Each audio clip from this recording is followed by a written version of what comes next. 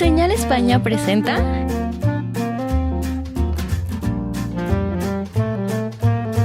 amenas pláticas de arte,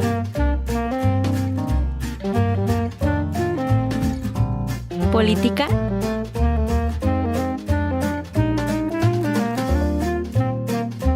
y cultura general.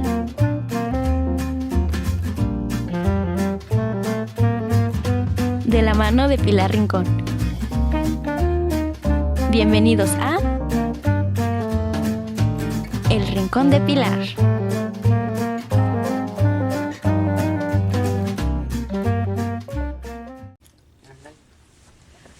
Hola amigos, buenas tardes. Gracias por permitirme estar ahí en sus hogares. Y gracias a la psicóloga Lupita, aunque supongo que eres María Guadalupe. Pues yo pensaba, cuando chiquita, porque en la escuela, cuando entré a la primaria de monjas, pues todas éramos Marías. Ajá. Entonces yo era María Guadalupe, pero resulta que soy Guadalupe Marcela Claudia. Ah, caray. En acta de nacimiento.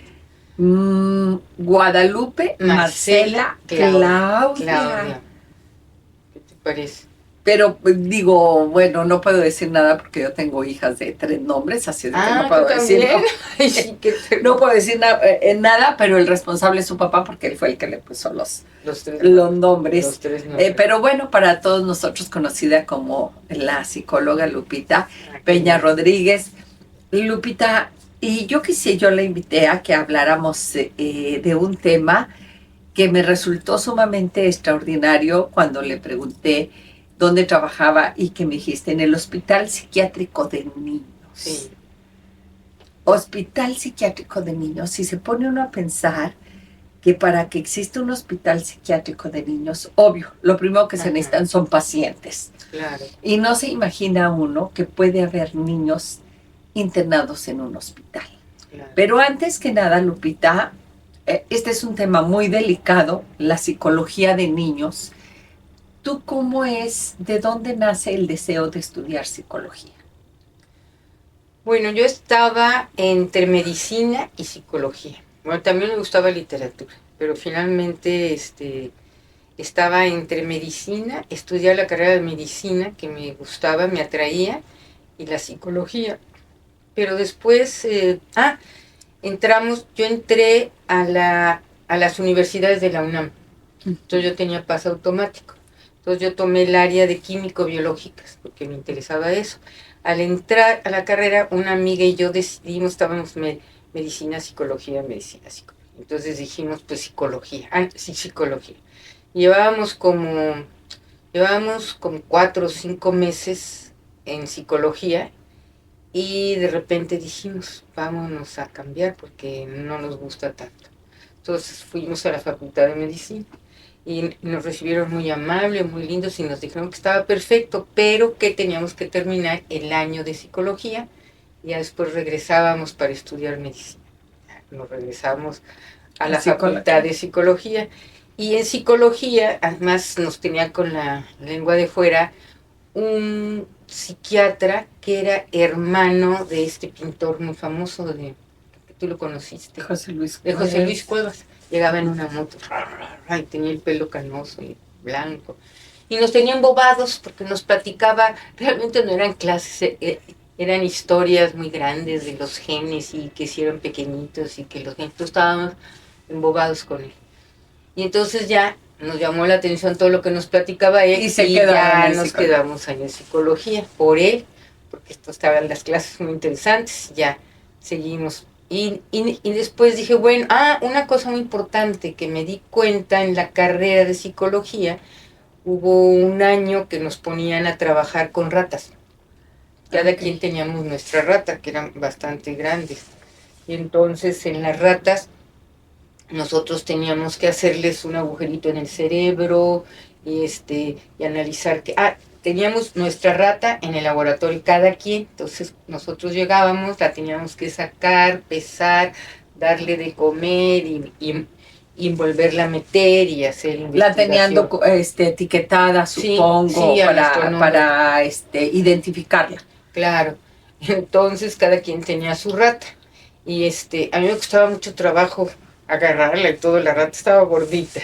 Y todos los días llegábamos a su alimento y todo. Y después había que hacerles algo que a mí se me resultó, yo no sé si se me confundían que me bajaba la regla. Y era ponerles un catéter aquí chiquito, insertárselos en el cerebro y había un olor muy especial. No era desagradable, pero Pero un olor especial. era un olor especial, le poníamos el catéter, salía el catéter y entonces eso a mí me mareaba el olor, me sentía muy mal con el olor. Entonces finalmente para trabajar con la rata, yo un día dije, yo ya no puedo trabajar con rata porque me duele mucho, me mareo el olor, pero además sentía muy feo con la rata. Entonces un día decidí para deshacerme de la rata, ¿qué podía yo hacer? Entonces tomé un pedacito de Ativan de mi mamá y se lo di a la ratita. ¿Qué pasa? Ya que me dejen, ya no quería yo rata. Entonces la ratita no se murió, fue una ratota. Se murió, pero como que se volvió loca un rato, entonces ya, gracias a Dios, se acabó mi investigación con la rata. Ah, y dieron, no te sustituyeron otra No, rata ya, ni no, nada, no, no, no, que dijiste, ya. yo ya terminé. Ya con estaba la rata. avanzada, dije yo, ya miren qué le pasó a la rata, qué barbaridad, como que se volvió loca, porque la rata con el Ativan daba vueltas y vueltas y vueltas. Entonces dije, pues claro que yo no era para medicina. Ya tratándose de ver un niño herido, una cosa Que lastimada. dijiste, qué bueno que no me fue. Desde la rata yo tenía así como, se me hacía muy duro, muy feo yo tener que insertarle el catéter y No, hacerle. no, que dijiste tú, eso. qué bueno que no me fui a medicina. Qué bueno que no me fui a mí, yo no hubiera podido por medicina. Entonces ahí fue mi historia en psicología. Termina psicología, estamos en el DF, en la UNAM, Sí. ¿sí? Y entonces termina psicología y cómo te involucras en la psiquiatría de niños. Pues fíjate que claro, para eso a mí me gustaba mucho, es que me encantaba, porque yo también me interesaba mucho antropología social. Entonces a mí me fascinaba verme, que se llamaba psicología, ya no me acuerdo, pero era psicología social. Entonces de que tú vivieras en un pueblito, en algo, y eso me gustaba mucho, convivir con las gentes que fueran humildes de pueblo, entonces se llamaba creo que psicología social. Eso me gustaba mucho. Pero entonces salgo de la carrera y lo que dices es, bueno, ¿y ahora qué?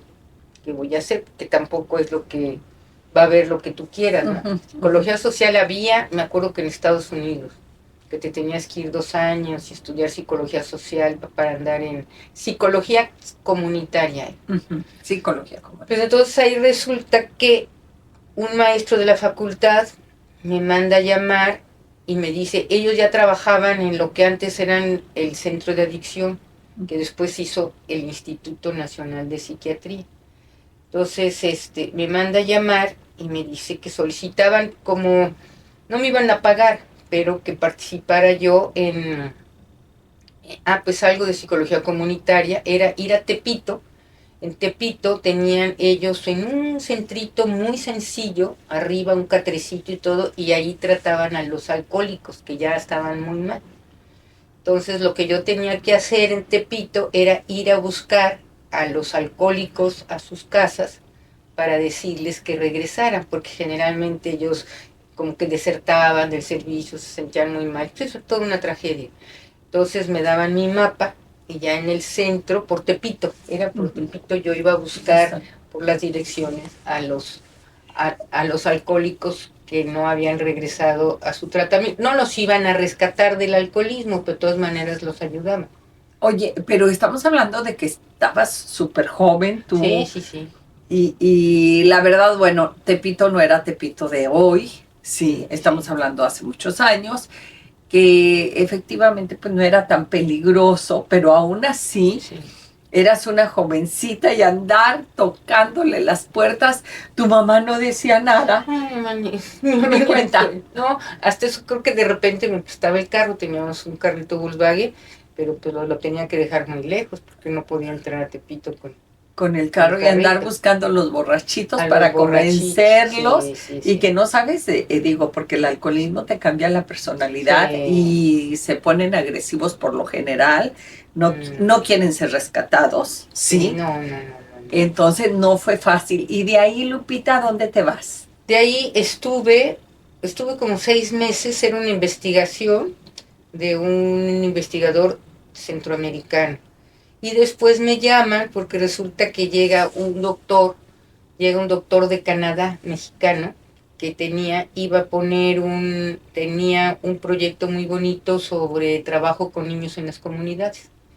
Entonces me vuelve a hablar el maestro y me dice, vete a entrevistar con él, porque este doctor es muy brillante, trae un proyecto para trabajar con niños muy bonito, y y vamos a ver qué sale. Si te da. Y se iba a ir una muchacha que ya estaba trabajando con él, que era hija de un doctor muy famoso, psiquiatra de San Luis Potosí. Entonces ella ya se iba a ir a su tierra con su papá y parece que quedaba esa plaza. Entonces total me entrevisté con el doctor Guido Macías, en aquel entonces que estaba llegando el de Canadá, y ya fui, tartamudeé todo el tiempo, que me puse muy nerviosa, se me trombaba la longa, y me dijo que sí, que entrara. Iba a entrar yo, no me iban a pagar lo que a la hija del doctor psiquiatra, que tenía buenos contactos, pero entré a un grupo también que me gustó mucho porque era en una zona, tú conoces la Ciudad de México, en donde está no era casa de ¿cómo se? Del esposo de Frida Kahlo. Ajá, la Casa Azul. No, bueno, no, sí, pero no era en la Casa Azul. Él tenía un taller. Ajá. Ahí yo llegaba por División del Norte y Calzada de Tlalpan y subías una montaña muy alto, y ahí tenía su estudio. Es todo como un monumento, subes y subes y subes y entras. Es un terrenazo impresionante con un estudio muy bonito lleno de cristales, y ya adentro estaba toda su obra, lo que hacía él, y tenían un jardín gigante. Entonces ahí al ladito había un centro de salud muy sencillito. Entonces la obra de este doctor Guido Macías empezó ahí, en un centro de salud muy sencillito de esa colonia. Y era direccionado a niños. Direccionado a niños y adolescentes. Entonces era una población muy humilde, y estaba el centro de salud, y lo que hacíamos es que los atendíamos diarios desde las 8 de la mañana al mismo grupo hasta las 2 de la tarde. Como si fuese una escuela. Como si fuese una escuelita, pero teníamos diferentes tratamientos. Había orientación con la trabajadora social, había trabajar cosas psicopedagógicas con los de la primaria, había que trabajar con los chiquitos de kinder para que pudieran hablar, que hicieran trabajos con plastilina, teníamos mucho contacto con las mamás. Era un proyecto muy bonito porque trabajabas toda la mañana con los mismos niñitos, desde los bebecitos hasta los adolescentes. Se trabajaba en la tarde. Yo ya no estaba en la tarde.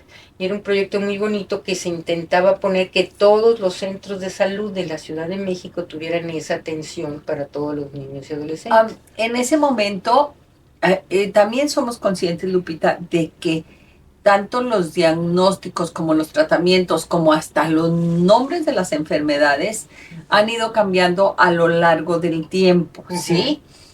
En ese momento, ¿qué se consideraba una enfermedad mental, o simplemente eran atrasos, o cómo lo manejaban? Pues fíjate que no se les llamaba en aquel entonces, sino por el jefe nuestro, disfunción cerebral mínima.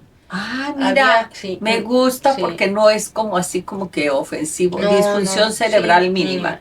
Sí, porque realmente no era buscar un trastorno psiquiátrico, sino qué pasaba con los niños. A los niños era raro que en aquel entonces se les diagnosticara esquizofrenia. Sí. Entonces era lo que ahora se llama el trastorno por déficit de atención. Entonces, en aquel entonces había un psiquiatra muy inteligente que creo que llegó a ser gobernador de Veracruz o algo, que era el que manejaba todo eso.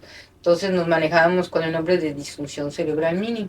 Y trabajábamos primero me tocó con chiquitos en kinder, bueno, lo que se suponía que era kinder, que eran niños muy chiquitos, y después de ahí estuvimos como 6, 8 meses, que era muy bonito ese trabajo. Las mamás eran muy generosas, todos los viernes nos acababan llevando chiles rellenos, nos llevaban cosas de comer. Sí, no hay nada más agradable que trabajar con las personas directamente, y que siempre son tan agradecidas y te dan lo que no tienen para ellos, ¿verdad? Claro, sí. Claro. Y entonces era muy bonito el trabajo, y se hacía un equipo muy padre, que éramos puras mujeres jóvenes, un médico, psiquiatra de niños, que acababan de salir de la escuela y seguramente, sobre todo, con mucha energía y tolerancia. Pues sí, estábamos todos encantadas sabiendo ahora qué hacíamos, en qué nos íbamos a preparar en la maestría. Pues de ahí a él, con este doctor que era el de la idea, nos mandan al Hospital Psiquiátrico Infantil a trabajar allá. Y a él, entonces ya nos pasamos al hospital, que yo sí de entrada lo veía muy feo. En aquel entonces que llegamos, había muchos pacientes que abandonaron, que los internaban hace que esto sucede años. A lo largo de toda la República, en todos los hospitales que son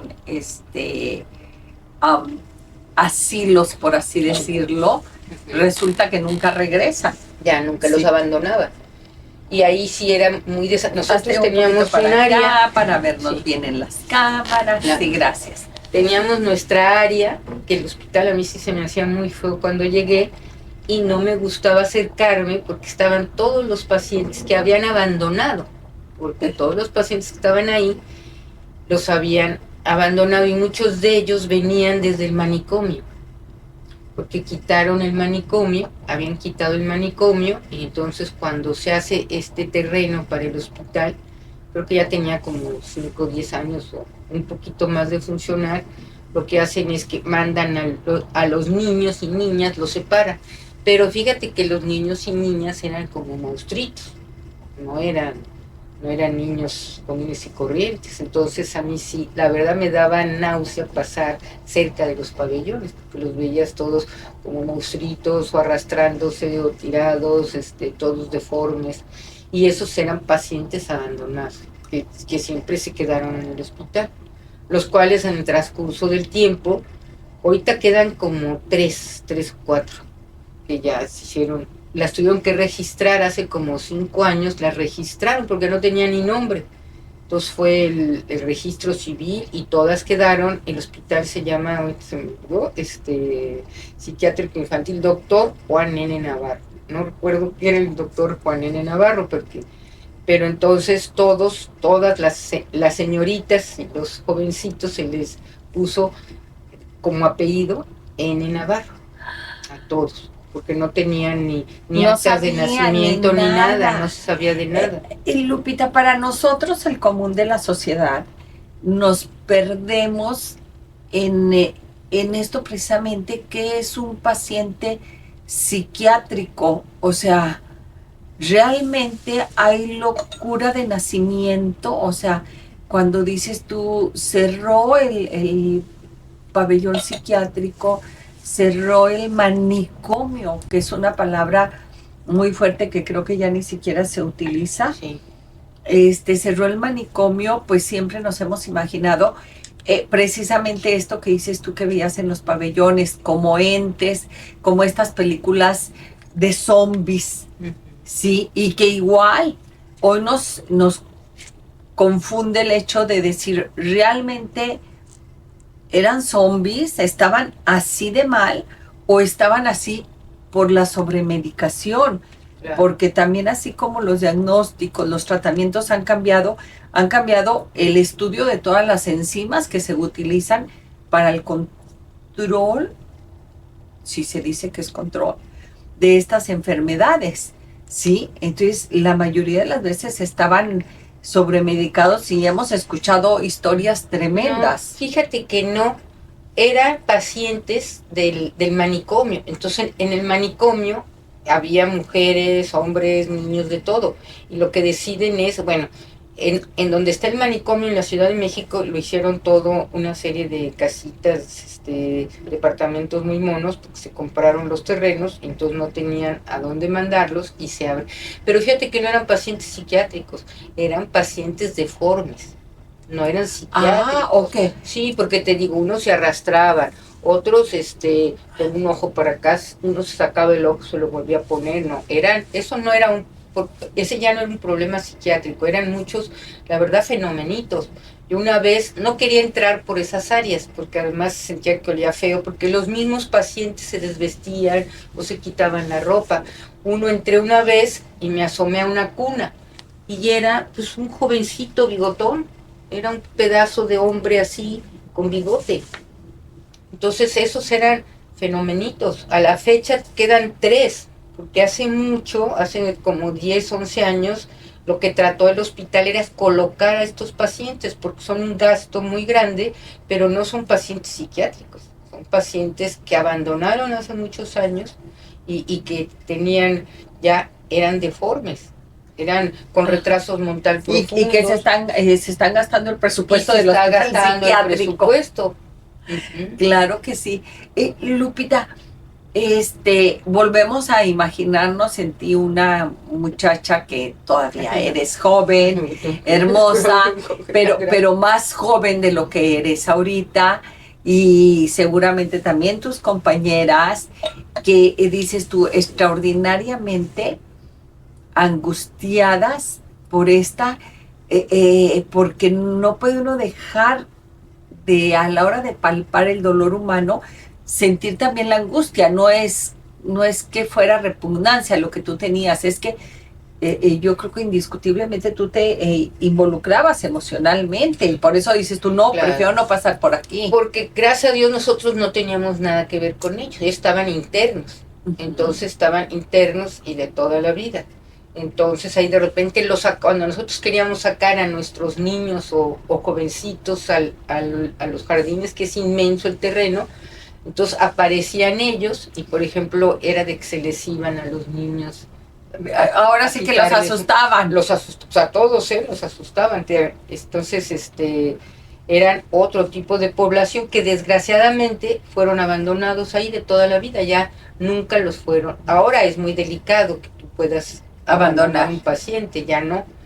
Y lo que se ha tratado con el tiempo es de tratar de deshacerse de esos pacientes, enviándolos, por ejemplo, pero el gobierno tendría que pagar las estancias de estos ya viejitos. Ahorita quedan 3 viejitas que están en silla de ruedas, y ya totalmente también discapacitadas desde el principio. Entonces, cuando estaba el doctor Guido Macías, que era nuestro jefe en aquel entonces y iba a ser el director, él lo que hizo fue tratar de que los ubicaran, por ejemplo, en algún convento, que los cuidaran las monjas, que se repartían, pero fue muy difícil. Total, que se pudo de alguna manera repartir algunos para que quedaran muy poquitos. Y ahorita las que quedaban en el hospital, ya hay como 3 que ya murieron.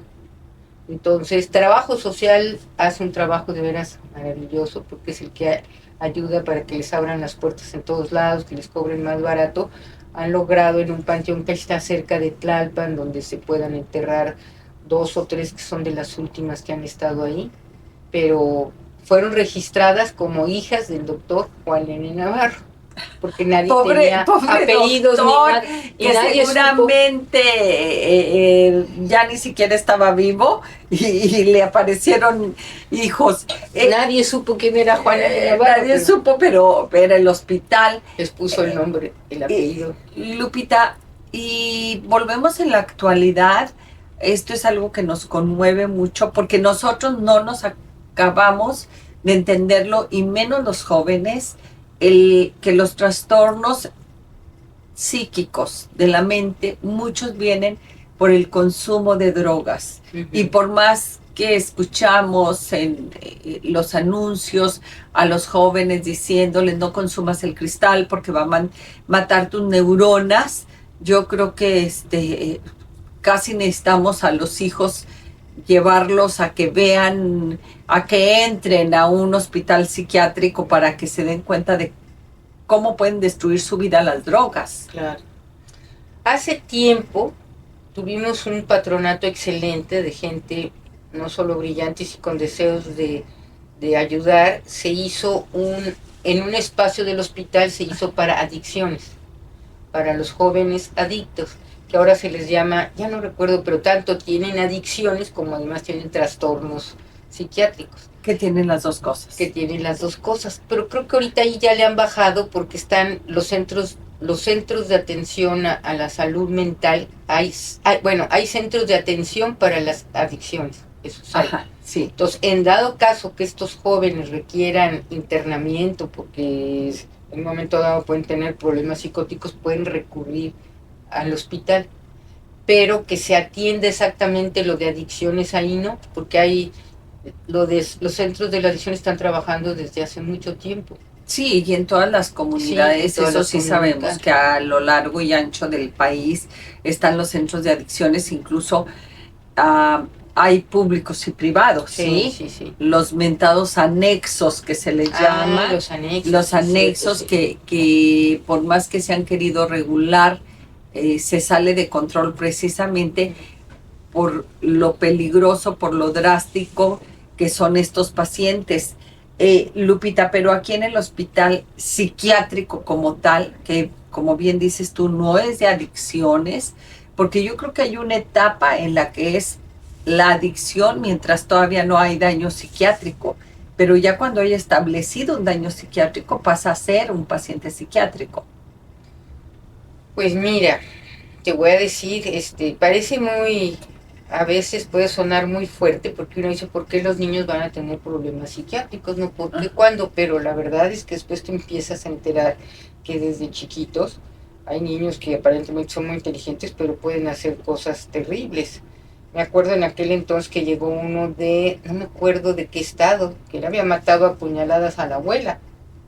Ahí fueron ambulancias y lo trajeron al hospital. Ya no supe yo después porque todo eso lo guardaban muy en secreto. Pero hay niños que digo, agarró a puñaladas a la abuelita. ¿Y de qué edad estamos Pues hablando? haber tenido como 10 años. Y sí, no, y no, no, no lo concibe uno como tal, uno dice, pero un niño no obvio, es, claro. dice uno, es un acto de locura, igual los piromaniáticos, Los que también, los que eso, prenden fuego. a muchos les encanta, entre otras cosas que les ha dado por quemar, ¿no? De repente encienden y queman el ropero, Sí. entre otras cosas. Pero sí hay niños con trastornos muy fuertes y hemos tenido gentes que se guardan mucho, se reserva mucho el nombre, ¿no? Pero incluso de gentes de otros niveles, no te creas que nada más se han recibido niños porque creo que para internamiento no es fácil de encontrar. Y aquí, bueno, pues aquí las cuotas son extremadamente baratas. Ahora, cuando llegan, no llegan medicados, ¿eh? Generalmente, a menos que los que estuvieran ya algunos, de referencia. Algunos que estuvieran con algún médico particular que les hubiera recomendado tal medicina o X sí, pero pero en general se les medica ahí. Ajá. Y algunos se van a hospitalización. ¿Qué tipo de pacientes tienen ustedes hospitalizados actualmente? Los hospitalizados, te voy a decir, pues vienen muchachos o muchachas con crisis psicóticas, muchachos también que intentaron ellos suicidarse, hacerse daño, muchos intentan suicidar, intentos de suicidio hay muchísimos, pierden, hay gente que tiene periodos muy buenos, puede ser gente muy brillante y de repente caen en crisis totalmente psicóticas también. Entonces, ¿para cuántos pacientes tiene acceso el hospital? Uy, esa pregunta sí me la haces, creo que ha crecido, pero en general lo que sé es que los reciben. Mandan mucho de provincias, de las provincias. Pero digamos, ¿cuántas? No sé si se maneje como en los hospitales comunes y corrientes, que esto tiene 100 camas, tiene 200 camas y aparte los pacientes externos, ¿verdad? Que entran a consulta y salen nada más. Sí. Fíjate que ahorita que hablas de eso, te cuesta la cama, el hospital debe de tener determinadas camas porque no le dan para más. También eso es importante. Creo que el gobierno da una cantidad y tiene determinado número de camas. Lo que sí es que no puedes internar más del número de camas que hay. Claro. Entonces ahí no te sabría decir, fíjate, pero pueden tener hay adolescentes mujeres, adolescentes hombres, los niños, para niñas, chiquititos generalmente no, y no te sabría decir, pero sí hay un cupo nada más, hay un límite. Hay un límite. Lupita, ¿tú en qué área específica estás? Yo estoy en un área, como entramos con el doctor Macías, nosotros siempre tuvimos un área que era muy bonita, muy, muy bonita en el sentido que no teníamos no veíamos ese tipo de casos terribles que llegan, ¿no? Porque eran niños tratables dentro de lo que se pudiera, eran niños manejables, las mamás de alguna manera las teníamos más o menos que eran cooperadoras, entonces teníamos niños que eran tratables y que en un momento a otro podían asistir a la escuela, cosas así, no eran, bueno, pero la historia de eso es muy bonita también porque dentro de los tratables y los que nos llegaban en el equipo, nosotros éramos un equipo muy cerrado, éramos un equipo que nos consideraban así como los presumidos porque no trabajábamos con psicología en general.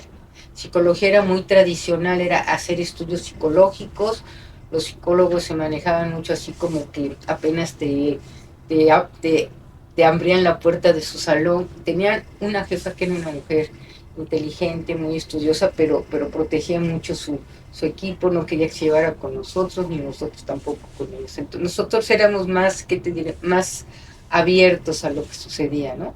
Y entonces, te digo, éramos muy independientes de lo que era el servicio de psicología.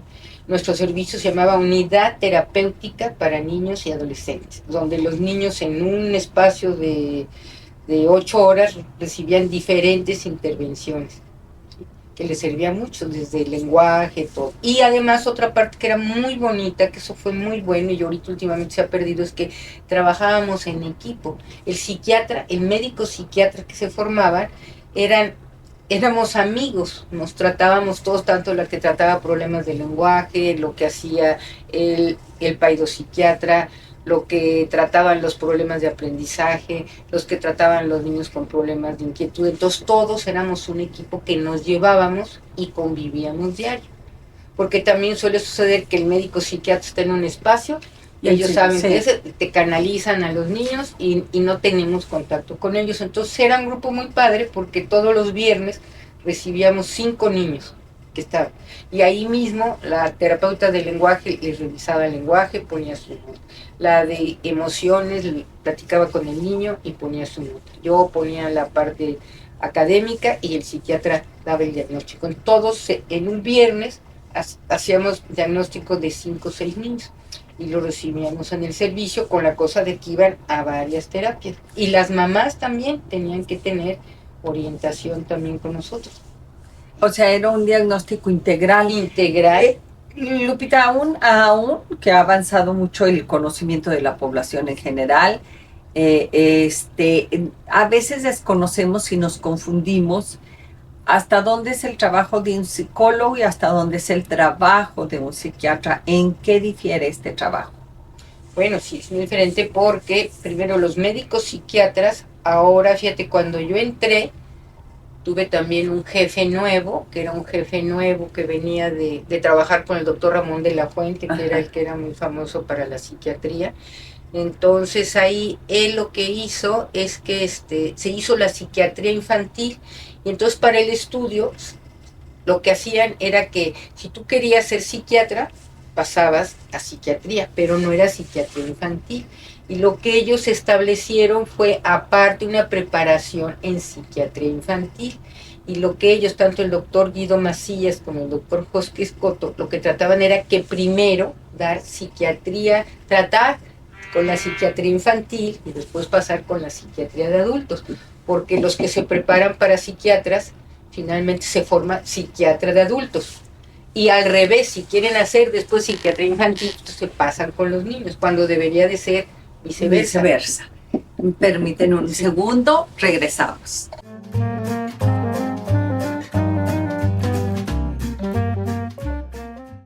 Y regresamos con supongo que muchos te dicen doctora. Los papás generalmente, sí, aunque sea una licenciatura en psicología, sí, inconscientemente dice uno doctora Lupita Peña Rodríguez, y estamos hablando sobre el Hospital Psiquiátrico de la Ciudad de México. Que es el único. Que es el único en todo que México, y que comentaba al principio de este programa, que a mí me llamó sobremanera porque, bueno, como Saúl es cirujano pediatra, realmente el imaginarme un hospital, creo que te duele más, así el pensar en un hospital psiquiátrico infantil, te duele más en el corazón por pensar lo vulnerable que son los niños. Lupita, pero estábamos en esta situación en que a veces confunde uno o no sabes hasta dónde es el trabajo de un psiquiatra y dónde, quién depende de quién. Claro. O incluso nosotros como adultos, como mamás, decimos, ¿lo tengo que llevar primero con el psiquiatra o primero con el psicólogo? Bueno, te voy a decir, ahora psicología, creo que todo el mundo ahora es psicólogo, ¿no? Sí. Todo el mundo es psicólogo y todavía hay algo que todo el mundo se prepara, coaching, ¿no? Sí, ahora todo el mundo es coaching de algo. Todo el mundo es coaching, todo el mundo es psicólogo. Entonces, ¿qué me decías? Como la preparación, pues mira, la preparación, cuando menos en la facultad de psicología, podíamos escoger, eran más o menos 4 años, casi 3 años y medio de psicología general y después tú escogías una rama. Si querías ser investigadora, si querías ser psicóloga clínico, que es el área como de atender pacientes, había psicología social y había la de investigación. Entonces ahí tú escogías un área. Ahora yo creo que tú podías escoger un área y a la hora de la hora ejercer todas. Sí, pues te voy a decir, sí. Ahora, trabajo social es fundamental ahí porque finalmente el hospital las trabajadoras sociales están relacionadas con toda la República. Entonces, toda la República no cuentan con servicios como el psiquiátrico y ellas continuamente se mandan pacientes de toda la República, no porque le encontraron que estaba mal, una loquita y la mandaron acá. Entonces, el trabajo es porque no hay hospitales psiquiátricos realmente. Ahora, sí hay muchas psicólogas, hay muchas psicólogas, todo el mundo es psicólogo. Y muchas mamás a veces llegan y dicen que sí, es que ya estuvo con una psicóloga o que le estuvo trabajando con una psicóloga. Pero... Bueno, y comúnmente lo que sabemos, algo rápido, es decir, el psiquiatra tiene la opción de medicar y el psicólogo es claro, terapia. Sí. El psiquiatra es el que es el primero que ve. Ahí la canalización se hace de los psiquiatras hacia los servicios. O sea, y puede ser también igual viceversa, que yo pienso que, porque nos resulta también, eso sí todavía este estigma no se ha roto, aun precisamente porque todo el mundo es psicólogo y todo el mundo actualmente te dice qué hacer y qué no hacer.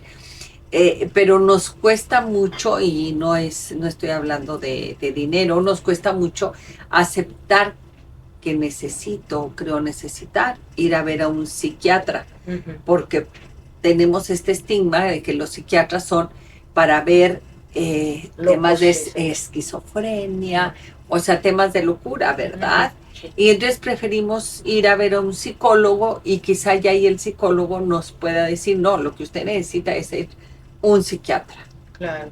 Bueno, lo que pasa es que los psiquiatras son médicos, entonces tienen una formación que yo diría que es en algunos aspectos más profunda, porque por ejemplo tú ves niños directamente con un psicólogo, pues el psicólogo se da cuenta y dice, bueno, pues yo lo trato, pero yo lo con un psiquiatra infantil primero para que lo medique, porque pues, hay niños que no se puede, de veras, francamente, por ejemplo, muy inquietos, hay niños que te diré que dices, pues te lo mandan, porque ahorita todo se trata de déficit de atención, ¿no? Pero dices, no, pues es un déficit de atención, pero a lo mejor tiene también retraso mental y a lo mejor tiene otras características que no se puede tratar en el servicio que estamos si no se medica.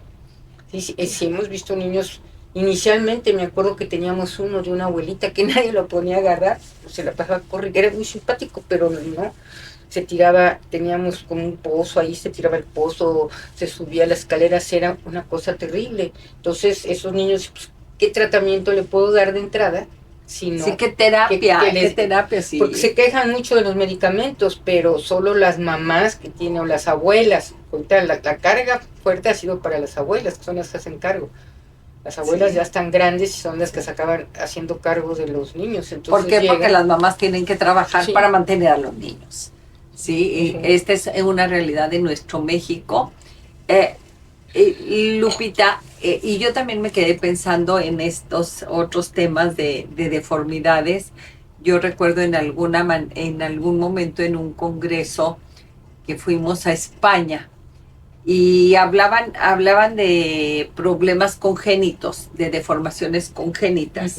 Hablaban de otro tipo quizá no físicas a la vista, pero que no sé, algo del esófago, y decía, no, es que nosotros no tenemos. Y yo recuerdo que Saúl los cuestionó y decía, ¿cómo que no tienen? No, porque aquí está permitido el aborto y todo el producto que viene mal, con una deformidad, ya sea física externa o física interna, pues es mucho desgaste, lo sabemos, para la familia, para los hospitales, para el mismo gobierno, para la sociedad en sí. Entonces resulta que en la mayoría de los países, como está permitido afortunada o desafortunadamente, como ustedes lo quieran ver, en México también ya está permitido, no hay necesidad de estos hospitales y del abandono de estos niños o de la crisis familiar. Bueno, ya no hay abandono, ya esto ya es muy estricto, y ahora ya no es como antes, que yo creo que iban los papás y huían. Y huían y los dejaban. Ahorita ya no hay eso que los puedan abandonar, Ajá. ya no hay eso. Ahora, claro que hay pacientes, por ejemplo, que aparte del problema, por ejemplo, el autismo, tienen otro tipo de problemas que se tienen que tratar en un hospital. Nosotros tenemos, gracias a Dios, el Instituto Nacional de Pediatría. Ajá. Entonces hay niños que tienen síndromes muy especiales y que requieren una operación. No les va a quitar el problema, pero los va a ayudar para alguna cosa que tienen. Entonces se puede dar que tengan una comorbilidad y yo les doy prioridad. No, señora, tiene usted primero que ir al hospital, que lo atiendan, que lo operen, y después veremos si es candidato a que entre una terapia, porque pocos de los que yo he visto que llegan para que les des terapia no están en posibilidades de que les des una intervención terapéutica, porque finalmente o sí pueden estar muy bajitos, puede tener algún problema más serio que los atienden en el físico, un problema físico, que les dan a hacer una operación o los tienen que volver a operar 20 veces de otras cosas. Entonces sí te puede llegar una abuelita, ¿no? Que me acuerdo que tenía un niño que creo que la abuelita era la que se subía a agarrar el foco y le decía al niño que la agarrara porque ella ya no podía, que la sostuviera porque se iba a caer, pero el muchachito pues necesitaba también, creo que le iban a hacer una operación, no sé de qué, en el instituto. Entonces antes que entraran al psiquiátrico pues necesitan ir a resolver su problema físico. Su problema. Sí, yo creo que esto es algo que hasta la fecha a usted y a mí y a la humanidad en sí nos cuestiona la visibilidad física o la visibilidad emocional. A veces pensamos que a la emocional la podemos medio engañar a las demás personas, pero que me vean físicamente bien, y resulta que muchas veces es al contrario, ¿verdad? Que no engañamos con el físico y se dan cuenta de lo emocional. ¿Sí? Lupita, ¿qué tanto te ha afectado o no has sentido que te haya afectado en lo privado el estar en contacto con estos pacientes?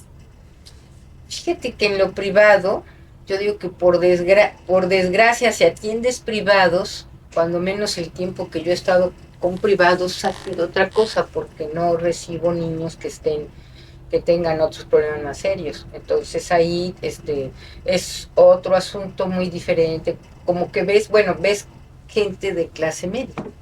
Entonces no son terapias sencillas. Son terapias, sí, no sencillas, pero no es lo fuerte que puedes ver en el hospital. ¿Por qué? Pues porque hay alcoholismo, hay adicciones, hay robos, hay crímenes, y lo que sí te enteras es que, porque uno dice, ¿cómo el niño puede hacer? Hay niños que matan, será por impulsividad, pero hay niños que matan. Hay niños que matan, que los llevan porque aventaron al hermano por la ventana, porque agarraron el cuchillo y le dieron. Hay jovencitos, tenemos mucha población que llega de los estados. Y los que llegan de los estados, muchas veces son cosas muy desagradables.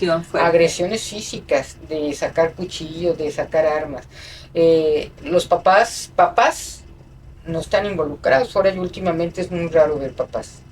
Los papás son alcoholizados, están como dados al catre porque no participan, las mamás trabajan, y después te llega cada caso que dices, bueno, pues cómo ha sobrevivido, ¿no? Que los mandan de algún lado, que están abandonados, que están solos. Sí. Ahora conozco que las mamás siempre trabajan, y los papás pues generalmente como que no hay mucho alcoholismo por parte de los papás. Lupita, Y muchos papás en la cárcel. hay muchos papás en la cárcel. Bueno, creo que lo hemos dicho en varias entrevistas que hemos tenido por aquí, en que creo que tenemos que romper el esquema de familia que era para ti, para mí, que era papá, mamá, los dos hijitos, el perrito, el arbolito y la casita, el jacalito. No, y ahora resulta que somos familias mixtas, que ya difícilmente los hijos viven con los papás, con papá y mamá. La mayoría vienen de matrimonios divorciados, viven con la abuela, viven con un tío, viven hasta solos, o sea, ya es una sobrevivencia realmente. A ti y a mí, a ustedes que son de nuestras generaciones, nos puede dar tristeza, porque esto creo que va de la mano de la pérdida de valores, ¿sí? Claro. Pero en esta pérdida de valores, todos los papás también tenemos un punto ciego, como cuando vamos manejando. Todo creemos que es natural que sean agresivos a cierta edad, creemos que es natural que roben a cierta edad, creemos que es natural que intenten drogarse a cierta edad. O sea, normalizamos muchos actos con tal de no afrontarnos a la realidad de nuestros hijos. Claro, claro.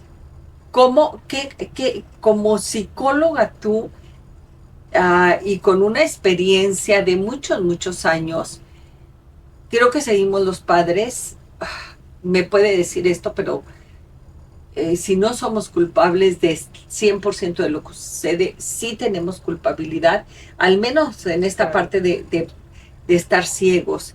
¿Qué es lo que no vemos para ti como psicóloga? ¿Qué es lo que no vemos el común de los papás? El común de los papás, yo diría, no sé, que a veces necesitamos también como papás revisar nuestras vidas, ¿no? Claro, claro. ¿Qué nos ha pasado? ¿Qué no hemos tenido? ¿Qué no hemos dado? ¿Qué resentimientos tenemos? ¿Qué emociones guardamos de cómo fuimos? ¿Cómo fueron nuestros padres con nosotros en la infancia? Eso sería muy importante, ¿no? Porque aquí, pues, el alcohol, las drogas, las familias viven todas, que vive el tío, el borracho, y ahora lo que sí se ha venido un boom que antes no se tocaba jamás y ahora es terrible, es el abuso sexual. Entonces lo del abuso sexual te quedas con los ojos cuadrados, porque dices, yo no me imaginaría al padre abusando de las niñas. Yo no me imaginaría al hermano mayor abusando de las niñas y de los niños. Eso es una tragedia. Entonces eso fue hace muchos años, no se tocaba. Era un delito silencioso, porque nadie queríamos hablar de eso, ¿sí? Nadie queríamos hablar de eso, y yo creo que seguimos sin querer hablar de eso, porque nos pone de manifiesto nuestras propias debilidades y nuestra vulnerabilidad como familia. Y la protección que dan las familias a los abusadores. Porque los abusadores están dentro de la familia y a veces las mujeres, las abuelas y las madres son las que protegen más a veces al abusador. Entonces se sigue dando algo que no, pues hasta que estalla, pero no le va a pasar nada porque ni las abuelas ni las madres denuncian. Ahí son lo que te enteras después, pues que fue abusada por el hermano mayor, por el tío, por esto, y no. Y no sucede nada. Ustedes tienen la obligación, no sé, porque creo que ante ciertas circunstancias hay la obligación de avisar a fiscalía cuando se enteran de algún delito de esta índole. Ustedes tienen la obligación. Trabajo social a veces sí, y en un momento dado lo que se podría, que creo que no es siempre, retirar al niño o niña de la familia, pero eso ya se vuelve más complicado, ¿no? Pero al menos ustedes avisan a fiscalía, decir este niño fue abusado, ya no se meten en el tema pero sí avisan. Pero viene el pleito entre el abusador y la familia, y a veces los abusadores frecuentemente a veces logran ganar la batalla de que ellos no hicieron nada. Yo no sé esto, también si a ustedes como ente de un hospital las leyes han ido cambiando, si les dan preparación, si les dicen ¿En qué ha cambiado la ley? Y, por ejemplo, creo, no estoy segura, y tendríamos que invitar a alguien letrado en estos temas, Los trabajadores pero sociales son muy importantes. los trabajadores sociales deben de saber ya cómo ha cambiado. Creo que hoy se da el privilegio de creerle al menor antes que al mayor, a lo que se hacía antes, que pues la persona mayor decía, y me estoy refiriendo al mayor, cualesquier el hermano, el padre, el abuelo, lo que fuera, él decía que no había sucedido, no había sucedido. Pero creo que hoy se le da más veracidad a los hechos de la narración de los niños que de los adultos. Uh-huh. Sí. Pues lo que nosotros vemos es que ya en los juzgados ya, porque también va el que se acusa, ¿no? Y el acusador generalmente también va acompañado de su grupo. Sí, sí, de su abogado, sí, y como dices tú, el poder sigue siendo el poder, sí, y desgraciadamente en el Poder Judicial, que está la decisión de nuestro bienestar social, sí, como comunidad, pues no siempre lo tenemos todo con sí. Claro. Lupita, cuando me refería, pero me encantó que me contestaras tú en lo personal, en lo privado, yo no me expliqué bien y creíste que te preguntaba sobre la consulta privada. Sí. Yo me refería en tu vida privada familiar, ¿qué tanto ha sido difícil el tener estos esquemas sociales difíciles en el hospital psiquiátrico y no torturarse uno, de que pueden suceder alrededor cercano de uno en la familia? Que puedan suceder esos casos. Esos casos en la familia, yo recuerdo, y lo digo tal cual, yo me atormenté muchísimo el día que llego al hospital y que veo a una niña que me acerqué, fui a visitar a Saúl y me acerqué a un cunero y estaban cambiando un recién nacido, y en el momento en que lo abren, pues resulta que no tenía brazos. No saben la que pasé, yo estaba embarazada. Mis noches de tormenta que pasé, en aquel entonces no había ultrasonido, no había nada, no sabían ni el sexo, te persinabas y que fuera lo que Dios quisiera.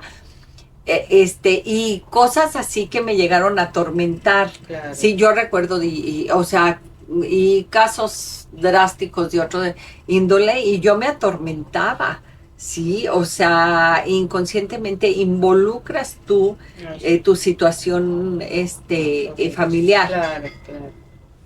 Que yo involucre en situación que tú te hiciera sufrir de alguna manera, o llevarte esta pesadumbre, estas pesadillas que debieron de haber sido pesadillas para ti y seguirán siendo de ver a estas viejitas, estos jóvenes, como dices tú, como zombies, y llegar atormentada, no poder dejar este trabajo en el trabajo y llegar a tu casa y decir, bueno, es que vengo triste porque vi esto.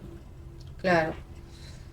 Pues mira, tal vez algunas cosas, ¿no? Cuando ves, por ejemplo, mi mamá, mi familia, mis hermanas, dicen que la madre es la madre, ¿no? La madre es la madre. Pero hay veces ves que la madre, pues no ejerce de madre. Que pueden ser que pueden odiar. Como seres humanos, finalmente, pues habrán tenido a los hijos, pero no necesariamente los aman. Son como si, andan. Hemos tenido niños en donde dices, ching, qué barbaridad, aquí se ve que el niño de plano se queda calladito, no dice nada, pero te imaginas lo que está pasando adentro, ¿no? Que no son queridos, no son queridos. Eso es muy triste, eso es muy doloroso ver que sí, que hay niños, no es siempre eso de que la madre los adora, y no siempre. Eso es muy duro verlos, que no.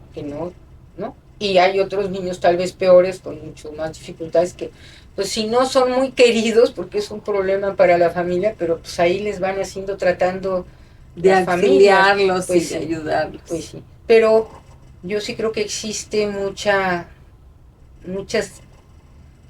pobreza de manejo, incluso hasta para las situaciones, ¿no? Que que vemos a la gente que a veces entre que trabajan van y vienen las abuelas, a veces como te digo los papás pues no existen, o nos tocó una temporada muy fuerte mucho donde creo que todos los papás de los niños estaban en la cárcel, todos los papás andan en la cárcel, sí, todos los papás, entonces, y sí, y hay niños que les afecta mucho, tal vez tenían mayor cercanía, pero hay otros que no, entonces, pues están en la cárcel o no, como si no hubieran estado. Pero sí nos tocó una temporada hace mucho, dices, pues, ¿qué les pasó a todos los papás? Están en la cárcel, todos metidos en la cárcel. Y la protección, hay mucha protección hacia el hombre de parte de las abuelas, de las mamás, mucha miseria. Mucha miseria. Mucha miseria. Y yo recuerdo una frase, Lupita, que decían, y que se ha dicho siempre, al perro más flaco se le cargan las pulgas. Y yo un día decía, ¿por qué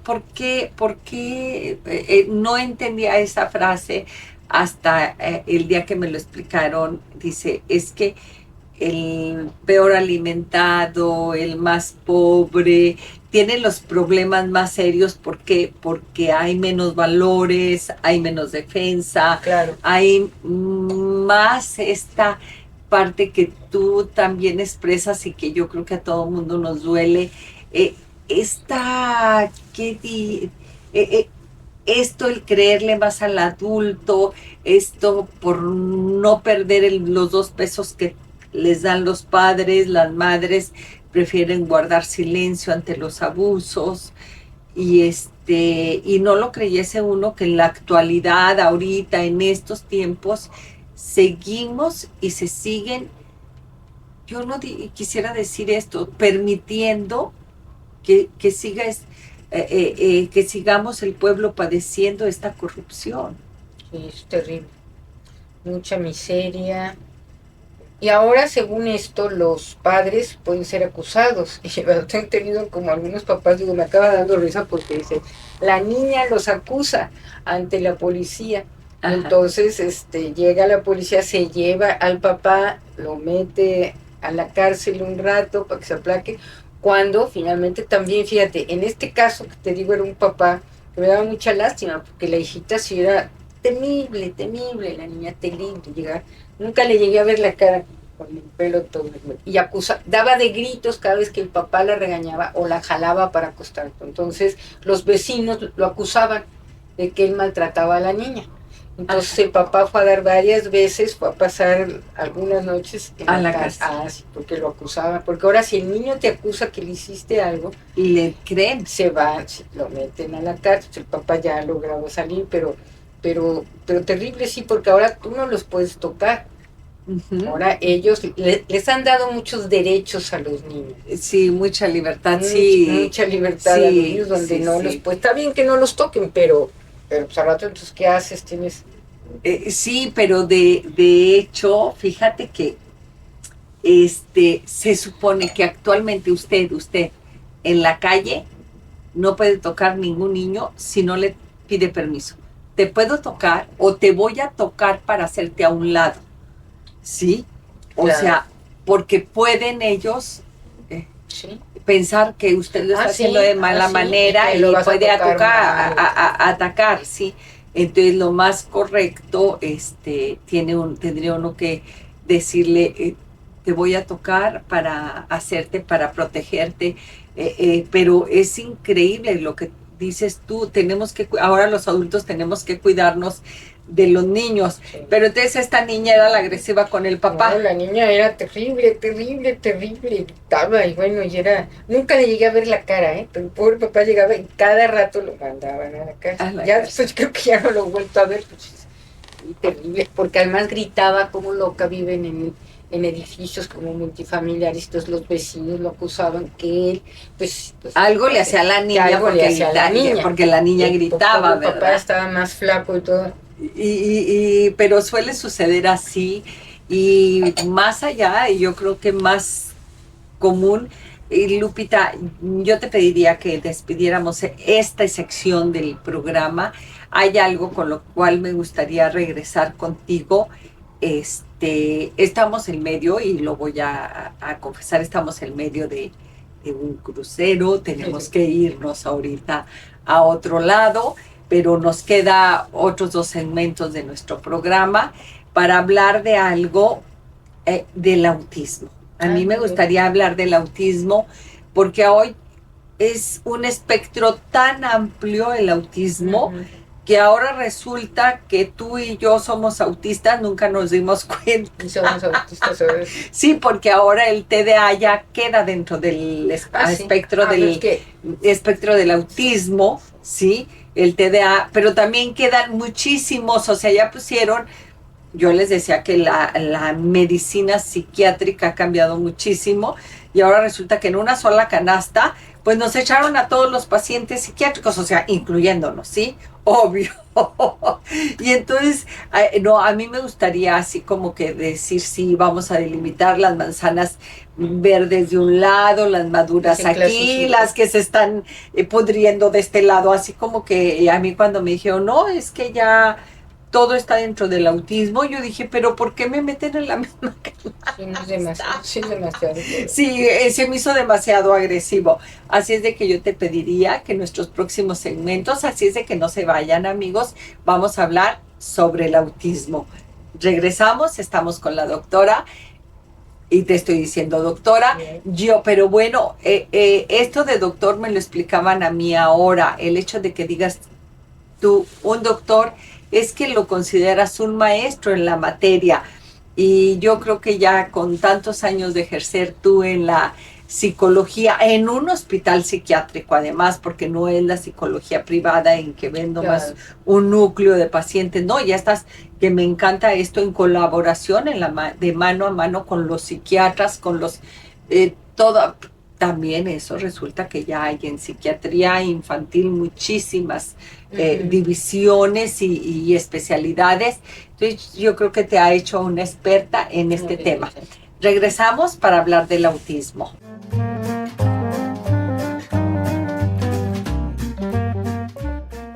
Hola amigos, y seguimos aquí, quedamos que esta era la segunda parte de este mismo programa y estamos con la psicóloga Lupita. Yo ayer la presenté, que es en este mismo programa, Peña Rodríguez, pero me estaba dando cuenta que no eres Peña. No, yo soy Vázquez Rodríguez. Vázquez Rodríguez. Sí. Y yo, con toda la confianza que te tengo, voy a empezar antes del segmento en que quedamos de los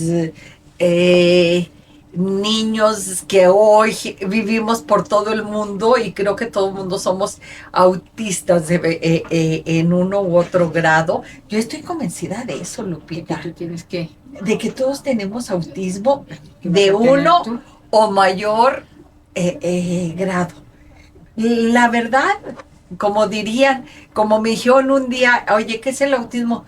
Y uno de mis hijos contestó, que se le va la onda. Les dije, pues a todo el mundo se nos va la onda.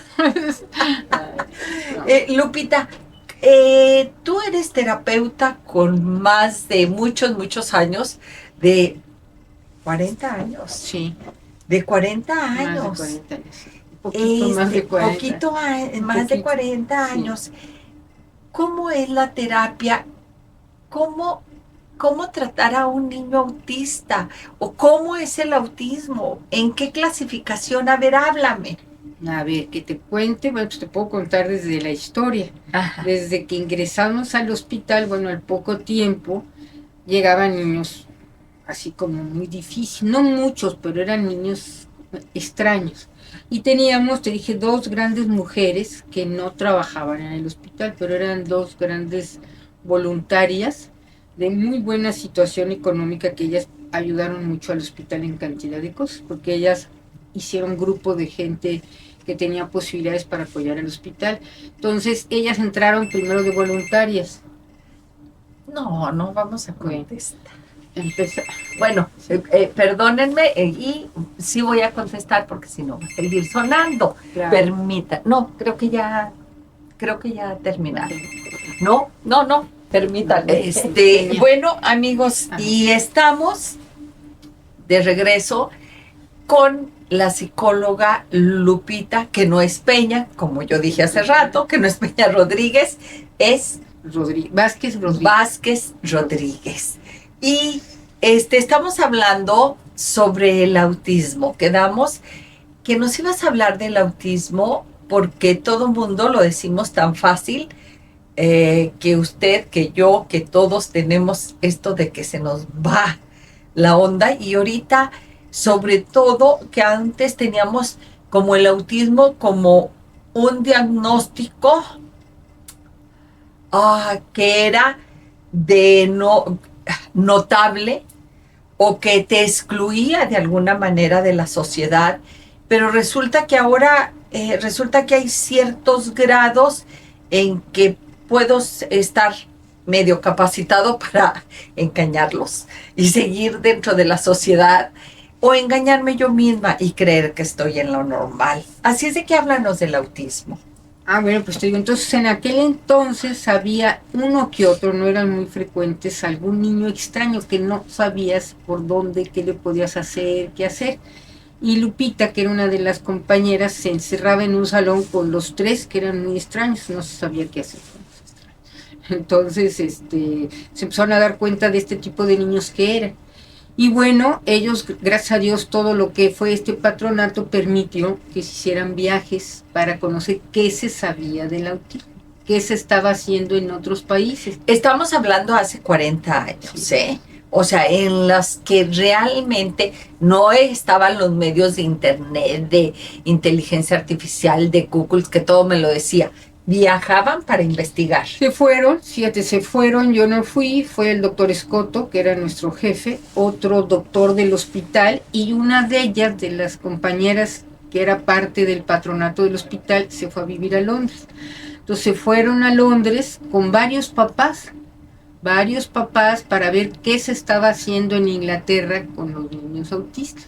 O sea, incluso creo que hasta se entrevistaron con la reina, vieron, y bueno, qué se estaba haciendo con los autistas. Pues tenían algunas escuelas con niños autistas. Todavía no hablaba, todavía yo creo que en aquel entonces tenían de las corrientes más antiguas antes, tenían algunas escuelitas para niños con este problema, pero bueno, los diagnósticos que se daban en aquel entonces, yo creo que no tenían todo el contenido de lo que puede haber ahora después de 40 años, ¿no? Ajá. Después de ahí también se fueron a Estados Unidos, visitaron a uno de los personajes que había escrito varios libros interesantes sobre autismo, a otros médicos en Canadá, fueron a ver qué estaban haciendo. En Estados Unidos tenían algunas pruebas psicológicas para evaluar autismo. Entonces fue de varios viajes que hicieron, pagados por el patronato, donde se iban enterando qué se hacía en diferentes partes del mundo, en Estados Unidos con los autistas, qué se sabía. Y lo que pasó en el hospital fue que empezaron a llegar cada vez más niños y niñas, incluso llegaban de provincia, ¿sí? Ajá. Entonces, y ahí pues se empezó a trabajar con ellos sobre lo que se sabía. Fíjate que actualmente tenemos muchas películas muy bonitas que se tomaron en aquel entonces, musicalizadas y todo, con videos de los niños de aquel entonces, que estaba pasando. Había un señor que era un señor, pues tenía un cargo muy importante, gracias a Dios, en el gobierno, y tenía un hijo que lo llevó de 13 años. Este jovencito tenía 13 años, tenía autismo, se estuvo tratando mucho tiempo ahí en el hospital con nosotros, y ese señor, fíjate, nos consiguió plazas a todos los que trabajábamos en el equipo del hospital. Qué interesante. Sí, Digo, todo el mundo le estuvo qué muy triste, agradecido. porque a veces se necesita a alguien que esté a ese nivel para que pueda apoyar la causa, pero bueno, así es. Y lo que se empezó a hacer también fue que se empezaron a contratar, porque no había suficiente personal del hospital. Ellos empezaron a contratar. Jorge Escoto y Elvira Murga, que estaban encargados, empezaron a conseguir bastantes recursos de diferentes patronatos para contratar personal que trabajara con ellos, porque cada vez pues, empezaban a llegar más niños con autismo, pero con diferentes tipos, no todos eran los niños iguales. En aquel entonces, yo recuerdo, tenía una persona que había trabajado conmigo y me fue a visitar para enseñarme a su segundo hijito que había tenido. Yo conocí a la niña, y cuando cargo al niño, lo cargué y lo miré y me impresionó mucho. Sentí muy desagrado porque a pesar de que me miraba, no me estaba mirando. Entonces fue un impacto Ay, muy, qué tremendo, muy fuerte. sí. Fue un impacto muy fuerte porque A ¿no te pesar de pasa que eso, me miraba, compa? no me estaba mirando. No me estaba mirando el niño. Entonces yo ahí no le dije nada a la A mamá en ella. aquellos momentos, pero después él fue paciente del hospital durante muchos años. Y él, lo que hay que ver es que hay comorbilidades. Ah. Eso es muy importante porque no podemos decir que el autismo todos son iguales, porque hay niños que tienen una mayor inteligencia, una mayor capacidad intelectual. Hay otros, entonces podemos decir que hay autismo aunado con retraso mental. Eso sería también, pues, con mucho más No dificultad. siempre. No siempre, pero Afortunadamente. tienes que darte cuenta porque son diferentes grupos. No es lo mismo tratar a un niño autista con retraso mental que a un niño autista que tiene otras capacidades. Porque a veces los niños autistas suelen tener capacidades muy buenas para algunas cosas muy determinadas. Los podemos a lo mejor clasificar como si fueran tontos porque hay cosas que no las hacen o que no las quieren hacer, no intentan hacerlos, pero son niños que tienen otras capacidades que en algunas áreas tú los ves. Entonces ahora existen una serie de valoraciones completas que se les hacen para determinar el nivel de autismo y qué comorbilidad tienen. Por ejemplo, los niños que tienen autismo y viene relacionado con deficiencia mental, pues van a tener un pronóstico mucho más negativo, ¿no? De un niño que tiene una capacidad intelectual alta en algunas partes de las pruebas que se desarrollan, pero por otro lado, tiene muchos problemas en su relación social. O otros que tienen, por ejemplo, el trastorno por déficit de atención. Hay unos que Lo que tienen muy decíamos marcado. de ayer, que ahora resulta que los que tienen trastorno o tenemos trastorno de déficit de atención, también estamos en la canasta del autismo. Pueden tener autismo, es frecuente, entonces la clasificación se va haciendo, bueno, este es un TDA, pero después se va a comprobar con otros estudios, porque no todos son tan detectables a la entrada. Hay niños que pueden pasar aparentemente por normalitos, pero siempre queda la duda de que les ves algunas cosas raras, entonces ya le haces los estudios y ya con eso confirmas algo que clínicamente tú ya estás viendo. Y dices, pues, este niño a mí me suena más para autismo o incluso para trastorno de Asperger, que uno de los aspectos de evolución de los niños con autismo es que muchos de ellos pueden ir, o sea, hay niños que se van a quedar como siempre, autismo general, y probablemente van a tener asociado con déficit de atención o con retraso mental. Y hay otros que les puedes ver que tienen áreas que pueden ser muy brillantes. Por ejemplo, llegaba un niño, porque llegaba mucha gente de los estados. Uno me acuerdo que te decía rápidamente, veloz, te sacaba la cuenta de qué año nació fulanito, tú, dime tu fecha de nacimiento. Entonces, 9 de julio, tú tiene, él solito, tú tienes tanta edad. Y a todos los médicos, él les hacía el diagnóstico de cuándo nació, pero una velocidad extraordinaria. Te decía los años, tiene una facilidad para algunas cosas muy específicas, no siempre para todos, pero tienen y otros que tienen habilidades muy importantes de tipo cognitivo para desarrollar, pero generalmente a veces el área donde más los encontramos son la dificultad que tienen para relacionarse, o incluso también ya no la dificultad, no se quieren relacionar con los demás. Esa es otra parte, porque tú puedes querer hablar o establecer una relación y hay algunos No que les no interesa. No, es falta de interés, que no te quieren hablar, pero de repente si ellos tienen un interés particular, te pueden dar una cátedra de algo que diga, caray, mira cómo sabe. Te pueden dar una cátedra de algo y mira, este sabe muchísimo de sabe más que yo. Más que tú, porque te da una clase de esto.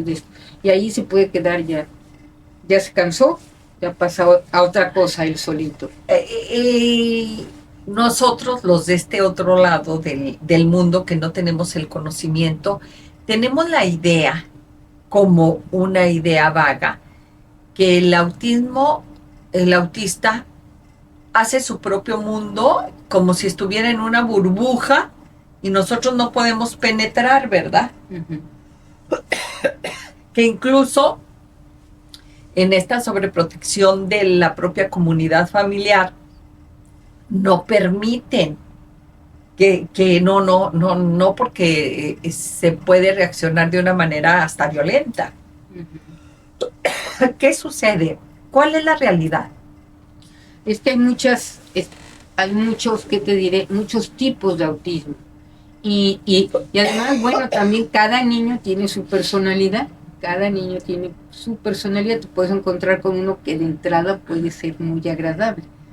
Tenía un grupo, yo no vi nunca de los chiquitos, bueno, en aquel entonces se contrataron varias enfermeras, terapeutas que se pagaba por el patronato y ellas tenían se trabajaba de diferentes maneras. Incluso te voy a decir, consiguieron que fueran a nadar a las albercas de un señor que ahorita no tengo su nombre en México, y ellos de entre los autistas ganaban premios para la natación. O sea, entre los autistas hacían competencia. Llevaban a los niños autistas y hacían competencias, y los niños llegaron a ganar competencias de natación. Pero con niños normales. No, niños autistas. Okay. Los llevaban a los parques, los llevaban a los juegos, los llevaban a clase de natación. Y en la clase de natación, con este señor en la escuela, que no recuerdo el nombre, que hizo favor de prestar sus albercas, los niños ganaron medallas de natación. Llegaron a ser muy... Ahora, puedes tener otro que nada más de poner la patita en el patatús y se tira al suelo. Hubo algunos que, pobrecitos, por la severidad del problema y la severidad de la familia, que a veces no hay familia completa, son gentes de muy escasos recursos, fue internado en varias ocasiones y en el hospital, y él pues tuvo un futuro muy malo. Él se llegó a sacar los ojos, fíjate, desesperación, pero llegó hasta el internado y todo. Entonces él tenía una vida muy difícil. Entonces, pero hemos tenido de todo tipo, y llegaban de varias partes de la República. Híjole, creo que la referencia que tenemos de los hospitales psiquiátricos son desafortunadamente a estas películas y muy malas. No. ¿Qué terapia o cómo están los pacientes? Digo, nos queda muy claro la función de los otros hospitales, porque todo mundo hemos estado en algún momento en un hospital o alguien cercano y sabemos que está encamado, ¿verdad? Claro. Y que está bajo la vigilancia de enfermeras y que bla, bla, bla. Pero, ¿qué sucede en los hospitales psiquiátricos? ¿Cómo se tratan a estos? ¿O son necesariamente pacientes que van a estar encamados? Es que pueden ser muy variables, de que te puedes encontrar. Yo ahorita con los que trabajo, que yo no trabajo con los que tienen, bueno, te digo, hay diferentes tipos de autismo. Los que se van a quedar en el nivel que los encuentras, así como los ves de chiquitos a los 3 años que no quieren hablar, que no te voltean a hablar, hay unos que se van a quedar así. Tristemente se van a quedar así, no hay evolución. No hay evolución en algunos. Y ya hay otros que a partir que tú te puedes esperar para ver, porque les empiezas a ver que tienen ciertos intereses con lo que tú les proporcionas, ciertas cosas de comprensión, datos, y hay que esperar a los 6 años si ellos siguen así o van a pasar a otro estadio mejor. Entonces, eso es muy importante, porque hay niños que a los 6, 7 años dan cambios. O sea, a los 6 años siguen igualitos de como cuando los tenías desde chiquitos, de 2, de 3, de 4, y a los 6 ves que siguen igual como si fueran unos bebés. Entonces ahí te habla de que es muy probable que vayan a seguir así, que no va a haber una evolución. Pero hay muchos chiquitos que, aunque tú en un momento dado los vieras desde que estuvieran 3 años, 4, pero los ves que están como en una etapa que dices, bueno, hay que esperar a ver qué pasa, cómo va evolucionando este niño, porque a los 6 años ellos pueden dar muchos cambios. Y el problema es que cuando ves que pasó los 6 años y sigue igual, lo más probable es que se van a quedar en ese nivel. Y hay otros que a los 6, 7 años pueden avanzar mucho, siguiendo autistas, siguiendo siendo autistas, ¿sí? Pero tienen un mejor pronóstico, porque son niños que van a tener de alguna manera una mejor relación. Mira, hemos tenido jovencitos que van a por ejemplo, pues que llegan a la universidad yo recuerdo una niña que asistía mucho conmigo, que era puro grito, una cosa, era como una arañita, gritaba como loca, no quería, a todos nos traía asustado. Pues mira, ya después cuando estaba un poquito más grande pasó conmigo porque iba a pasar a la primaria. La mamá también tenía una vida muy trágica, no veía a la señora, imagínate, era cieguita, en fin, una serie de cosas. Total que yo nada más ya porque la verdad es que tenemos diversidad de terapias, no te creas que hay una sola terapia, todos los niños pasan, bueno, ahí tenía clases desde cocina, que se trataba que aprendieran, sacarlos en una camionetita para que conocieran los lugares, darles explicaciones de cómo los niños siempre tienen que saber tener aquí su tarjetita para que ellos sepan cómo deben de atravesar una calle, en fin, una serie de cosas que los hagan un poquito más independientes, ¿verdad? Que no estén tan sujetos y que vayan aprendiendo cosas, que en algunos se da de maravilla y en otros, como te digo, pues se pueden quedar ya estancados. Entonces hay muchos que van a evolucionar. Sobre todo hay que ver a partir de los 5 o 6 años qué va a pasar. Si se van a seguir igual que como estaban de chiquitos, pues es un mal pronóstico. Pero hay otros que a los 6, 7 años pueden ir haciendo cambios muy importantes. No van a dejar de ser autistas, pero va a ser un autista con mucho más posibilidades, con mucho más, por ejemplo, les puede gustar el estudio, alguna materia. La que tenía yo, que te digo, de esta niña, hace poco fue a vernos la mamá, y resulta que terminó la carrera de economía y ahorita se quiere ir a Corea, porque ya ves que todos se quieren ir a Corea, entonces la señora Amanda siempre nos está mandando fotos de la hija, que va muy bien, que ahora se va a Corea, que salió, que tiene amistades, tiene su vestido ampón de que terminó la carrera. Entonces, claro, yo creo que si la veo, porque no la he visto personalmente, tú la debes de ver con rasgos diferentes, pero es una muchacha que sacó la carrera en adelante. Ha habido varios que sacan las carreras muy bien, o hay varios que pueden ser genios, y esos los clasificas también, si es un genio, pero este es Asperger, evolucionó a Asperger, pueden ser excelentes para muchísimas cosas, brillantes. Hay un libro que acaba de sacar sobre la guerra, sobre la explosión de la bomba atómica, muy interesante, que hubo la película también de estas personas. Hubo la película del que inventó la bomba atómica, sí, que es una película muy larga.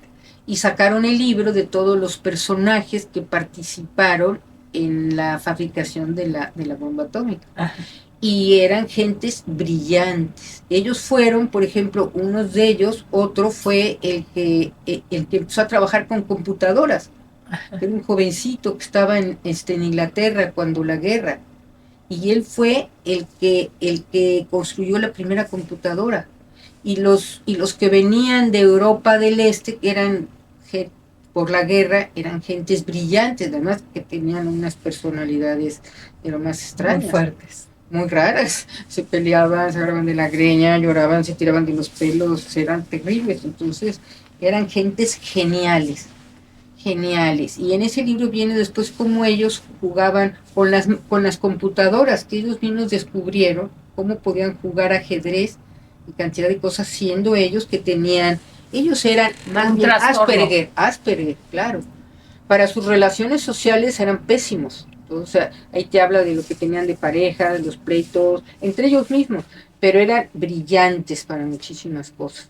Y entonces puede haber una evolución hacia ese tipo de circunstancias, sino que fueran genios, como los que te platico del libro, como varios jovencitos que tienen Asperger, que es una evolución muy buena, si dan, o que no se va a quitar el autismo, pero pueden de alguna manera seguir estudiando y tener áreas donde ellos pueden llegar a ser brillantes en eso. Aunque sí, bueno, en las relaciones, en el trato, muchas veces pues se te pueden cohibir. Yo he tenido jovencitos que no hablan para nada, y con los ojos al revés, ¿no? Pero ya cuando los dejas de ver, de repente te empiezan a hablar por teléfono, ¿no? Porque yo les doy los celulares para que nos comuniquemos y van a faltar. En la pandemia me acuerdo que ese niño nunca abrió la boca, nunca. Se hacía lo que le pedía yo, y nunca abrió la boca. Y ya que estábamos en pandemia, hablaba por teléfono muy contento. ¿Cómo estás? ¿Cómo le va? ¿Qué bien? Y me dijo, ¿cómo ha estado? Y ya hablé. Entonces, bueno, qué bueno, ya platicaba. Hemos tenido varios casos muy interesantes que se han llevado, que se han tratado en el hospital. Hay que tener también el ojo muy abierto porque hay otros que se pueden confundir con el autismo. Teníamos una niña que tenía muchos puntitos rojos aquí en la cara, como pequitas rojas, y se le diagnosticó autismo porque era una niña extraña, rara en su trato, en sus relaciones con los demás. Y en aquel entonces, gracias a Dios, se pudo contratar por primera vez un neurólogo. Entonces llegó el doctor neurólogo y lo ideal es que haya todo un equipo para que se traten estos niños. Y el doctor la vio, dijo que esto era un síndrome, no era autismo. Y que desgraciadamente estos niños que salían con estos problemitas que tenían, morían como a los 16, 17 años. No era autista, sino tenía ese problema que ahorita en este momento no me acuerdo. Fue muy triste decirle eso a la mamá, pero la niña no era, se comportaba como tal, pero no era autista. Híjole, aquí la importancia yo creo que también de nosotros papás saber que un diagnóstico de estos tiene que ser de un grupo multidisciplinario, claro. Que no me puedo quedar con que fui con la psicóloga de la escuela o alguien que sabe un poquito, como tú decías, hace en el anterior segmento, resulta que todo el mundo somos psicólogos ahorita y que damos consejos y que le hacemos más caso a lo que leí o a lo que le funcionó a la vecina que a lo que realmente es. Claro. Entonces yo creo que un diagnóstico de esto no debe de tomarse a la ligera, debe de tener uno conciencia de que tienen que intervenir los especialistas. Lupita, ¿qué sucede? ¿De quién es la gran responsabilidad? ¿O por qué unos avanzan más que otros? ¿O en qué consiste? Uh-huh. ¿Es de los padres? ¿Es gracias a la atención? ¿Es gracias a los lugares a donde se les lleva, a la terapia?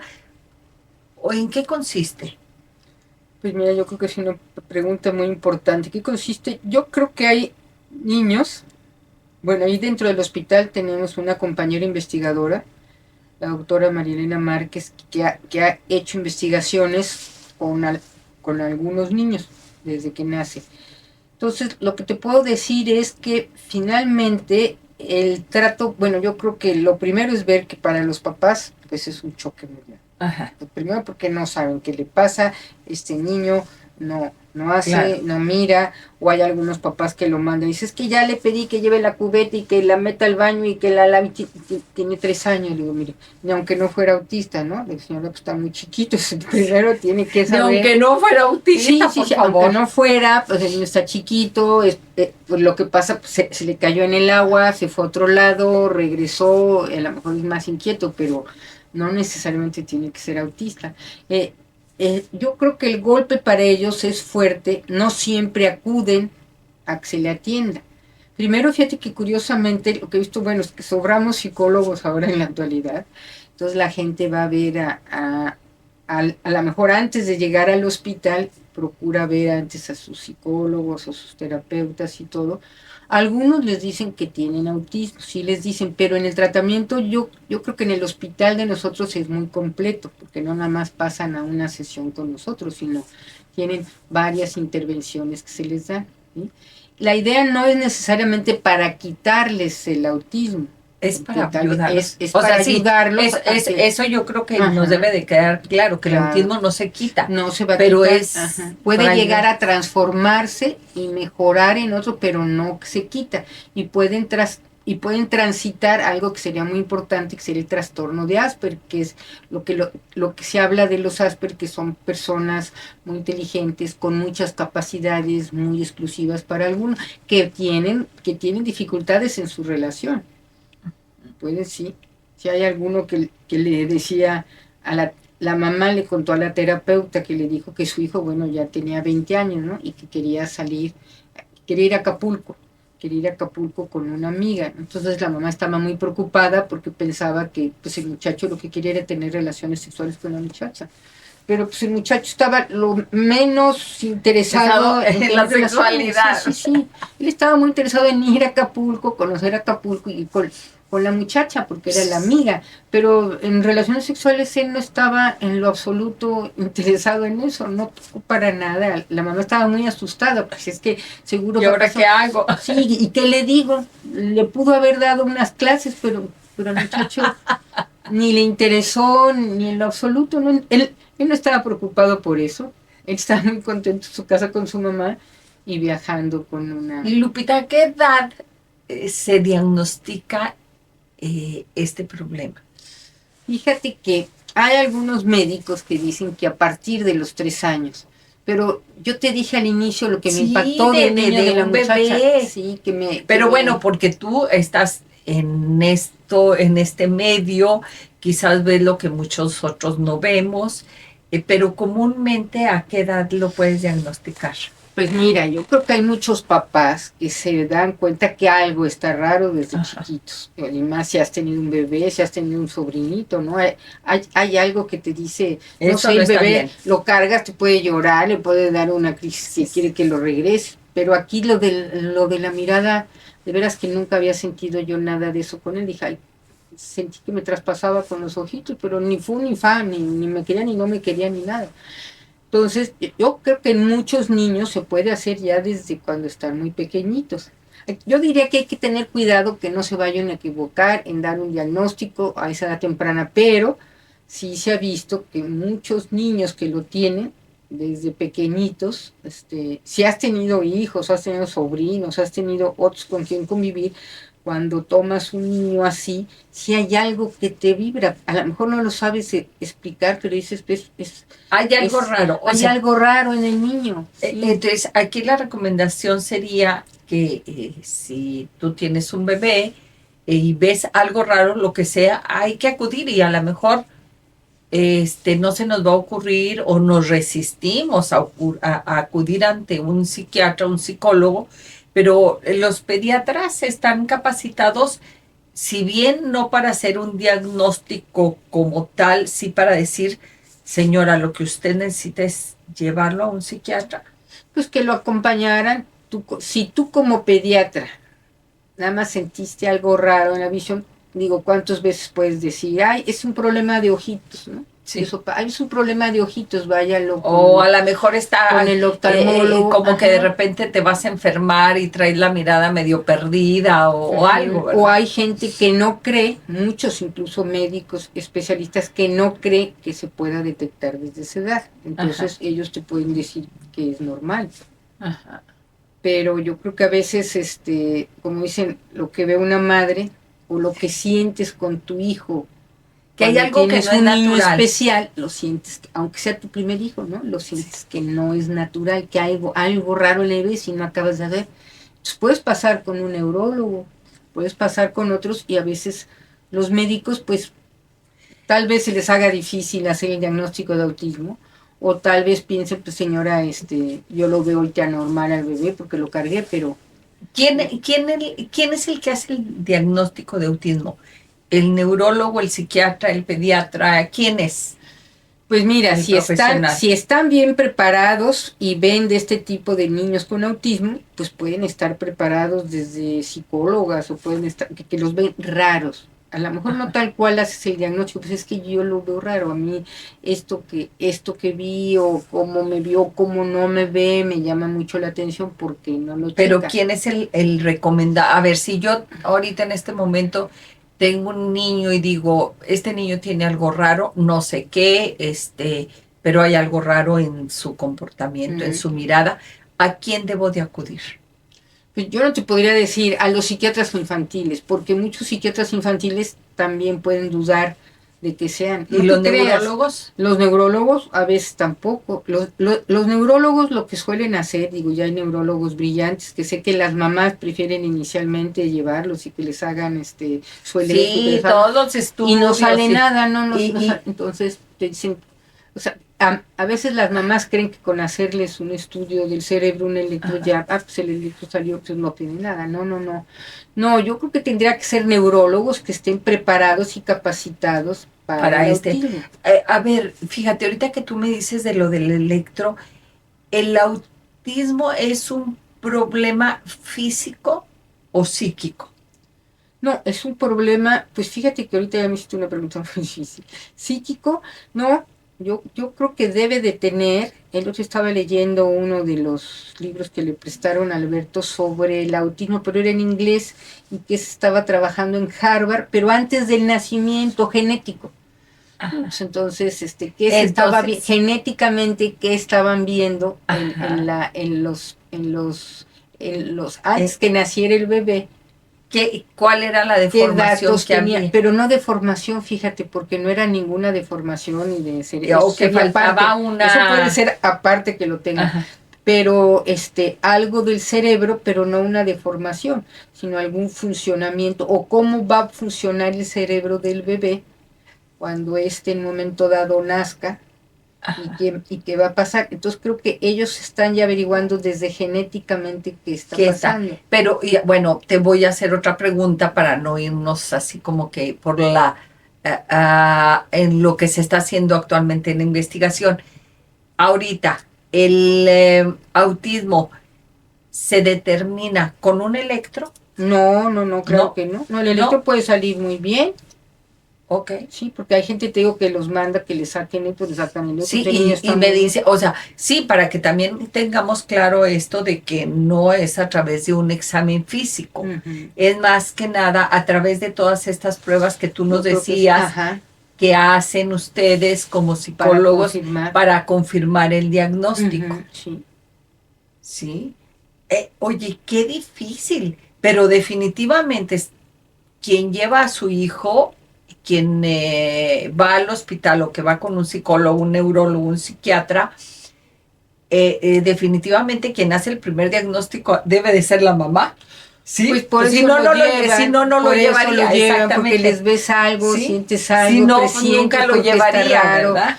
Y tú sabes que en esa etapa, pues todo el mundo te dice, ¿no? Te dice la mamá, no, mijita, tú no te preocupes, te dice la tía, pues, así eran los míos, ¿no? Entonces cuando nacieron, entonces todo el mundo te trata de tranquilizar, puede ser una. Otra, que de la misma familia alguien te diga, es que mira, yo siento, llévalo con fulanito, vete a saber, que le hagan una limpia, ¿no? Porque también son muy afectos a eso. O sea, pero definitivamente es en el seno familiar donde dice uno, aquí hay algo que no me cuadra, que algo que no alcanzo a comprender del todo. Claro.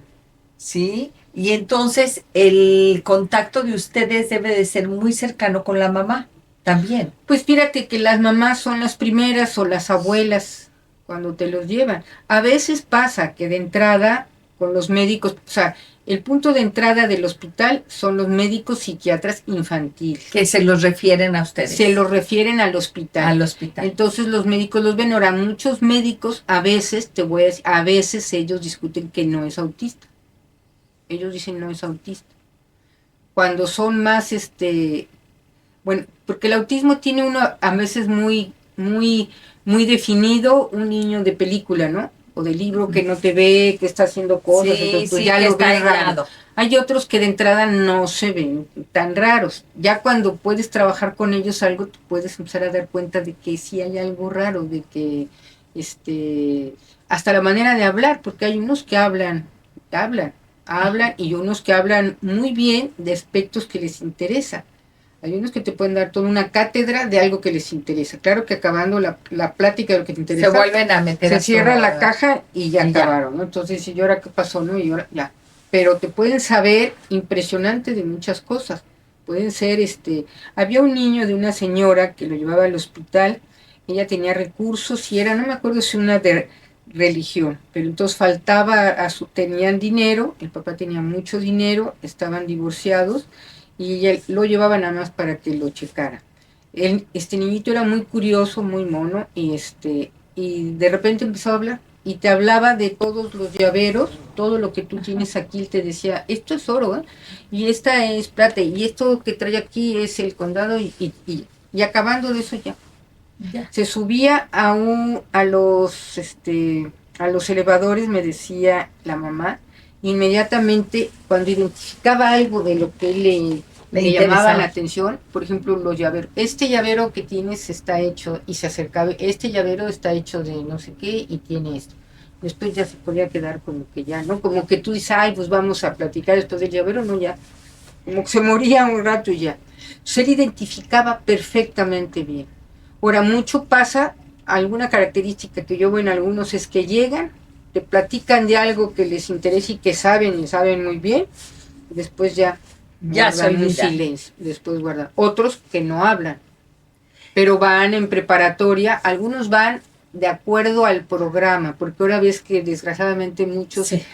van a todas las escuelas regulares y entonces eso no les facilita a ellos tanto el estudio, ¿no? Lupita, y en el hospital psiquiátrico, estamos hablando de un hospital psiquiátrico, no sé si llamarlo como enfermedades, ¿con qué enfermedades es que ingresan los pacientes?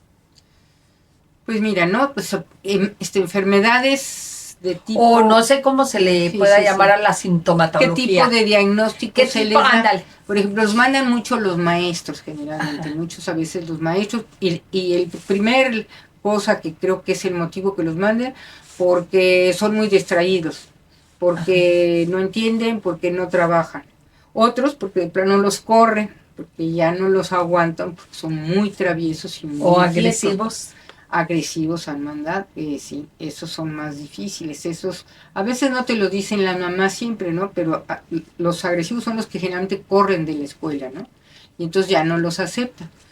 Ahorita donde trabajamos en el hospital ya tiene tiempo que pusieron en todos los hospitales también algo de la SEP, para que los niños que estén internados, o incluso los nuestros que no estén internados, pueden ir cursando el, el grado escolar en que se quedaron y es avalado por la SEP. Tienen que asistir 2 veces por semana, tienen ahí unas maestras de la SEP y una terapeuta del hospital que En el hospital. en el hospital. Y creo que en varios hospitales donde están internados niños, por ejemplo en el Federico Gómez, yo creo que ya tienen ese servicio, que los niños que van a pasar largo tiempo ahí, Sí, ahí que van mismo por los otro pueden... diagnóstico, Ajá. digamos que una fractura y Ujú. tiene 3 meses internado, Ajá. no pierde esos 3 meses Que de no la pi- escuela. y ya se siguen ahí, Ah, ok. porque también el currículum escolar de que dan la SEP es más bajito, es más Sí, más obvio, sencillo. debe de ser, si son 2 días por semana en lugar de 5, Ujú. debe de ser, ahora sí que para mantener, sino más que no pierdan el año. Claro, claro. Lupita, ¿qué tanto ha aumentado la población infantil a lo largo de estos años? Que haya aumentado por que Por nazcan estos más autistas. diagnósticos. Y no estoy hablando nada más en el hospital, digo, Claro. yo recuerdo, eso recuerdo yo. De niña, pues sí había una muchachita y en toda la escuela primaria, una que le decían que estaba tontita, ¿verdad? Sí, y obvio el bullying siempre ha existido y los Sí. niños le gritábamos, le decíamos, le cantábamos, no le gritábamos ni le cantábamos una canción, Juana la Loca y cosas así, eh, pero una, pero ahora se da uno cuenta de que esto es más común de lo que uno creía. Fíjate que sí. Sí, ahora como que se abre más. Sí, Como yo no que hay- sé, la verdad no sé si porque los papás tenemos una nueva actitud, con estos niños o qué, pero la verdad es que yo actualmente en la familia hay niños ya con diagnóstico de autismo, en los amigos hay con diagnóstico de autismo, en los vecinos hay con diagnóstico de autismo. Entonces yo digo, ¿qué está sucediendo? Volteo para cualquier lado y hay niños autistas. Claro. Yo ¿Qué creo que lo que sucede? pasa es que antes no los detectábamos, siempre había un raro en las familias, ¿no? Siempre hay algún raro, algunos simpáticos, y entonces siempre a veces hay alguno que dices, ay, este es medio raro, y después ya cuando vienen las cosas nuevas que aprendes, ay, pues tiene rasgos de autismo, puede ser este niño, pues hay familias que me platican que son incluso parte de ahí de los que trabajamos ahí, ¿no? Tengo Ajá. una que tiene un hijo autista, un hijo Asperger, fíjate, que ella desde chiquito se preocupaba mucho porque además era muy cabezón. Entonces lo llevó con el pediatra, lo llevaban al instituto para que lo checaran. Muy inteligente el niño, muy inteligente, es brillante el hijo ya. ya creció y todo y evolucionó, pero ella no deja desde que estaba adolescente, es que mi hijo es Asperger, le cuesta mucho trabajo esto, le cuesta mucho trabajo acá, pero es muy rígido, es muy estricto, él no quiere que le muevas aquí, que le hagas acá, es un muchacho brillante. Varios casos que así no han sido como de diagnóstico, pero cuando menos hoy pues tiene rasgos autistas. Y yo creo que también esto nos debe de quedar claro. Creo que ha sido así muy tajante y me gusta esta parte.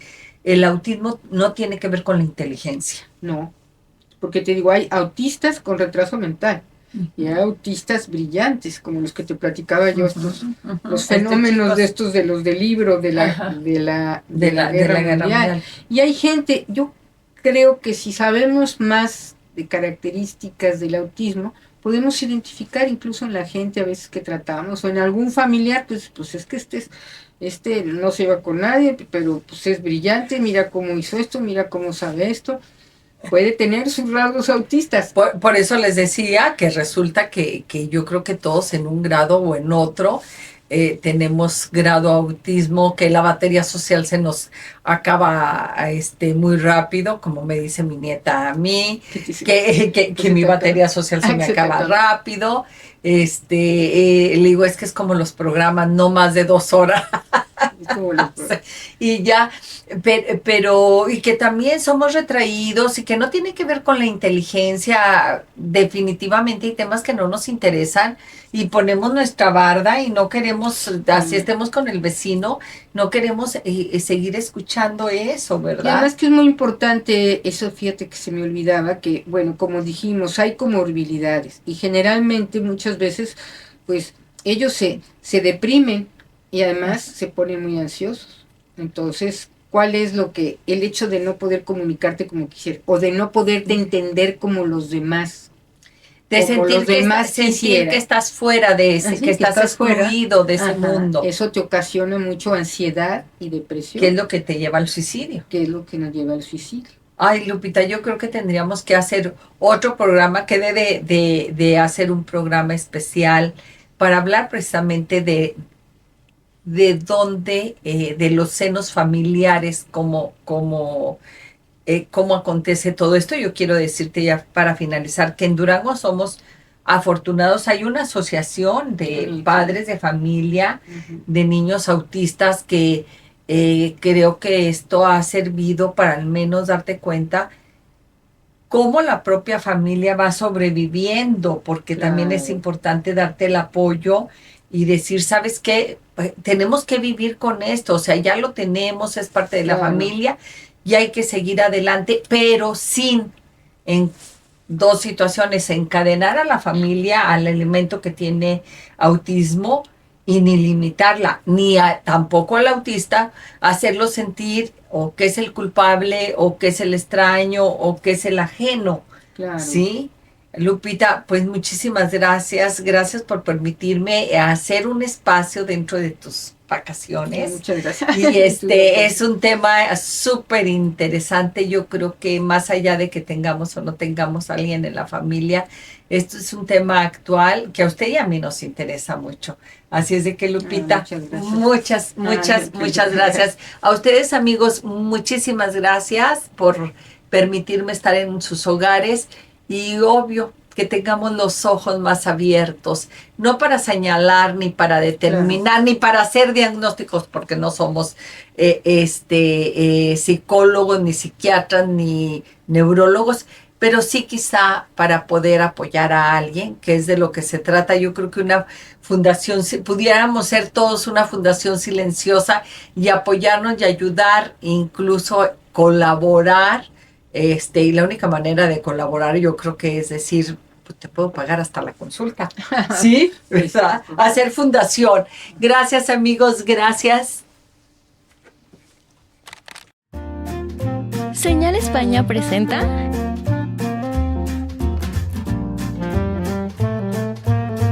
amenas pláticas de arte,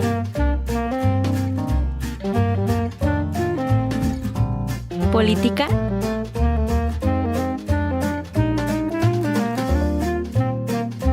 y cultura general.